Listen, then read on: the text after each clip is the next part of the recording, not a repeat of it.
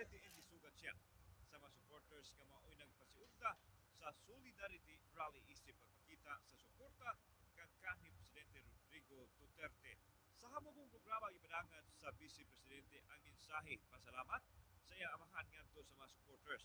Dito sa Manila ko nag-rally. Pag nauna ko sa stage na asa kilid sa stage ang bata, ingnan ko niya, ibalik mo si Tatay Digong.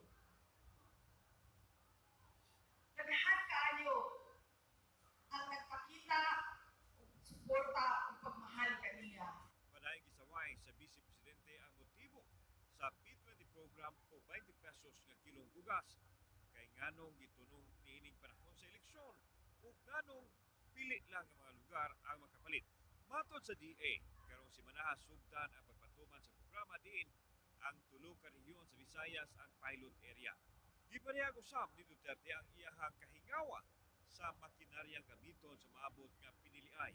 Ang kanikas karon naaman dito sa sulod sa makina. Dili na sa katong kaniadto na mga nagasulat pa ta sa ato ang boto.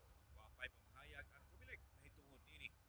Samtang gikumpirmar sa Vice Presidente ang findings ng paggawa sa Senate Committee on Foreign Relations na appeal siya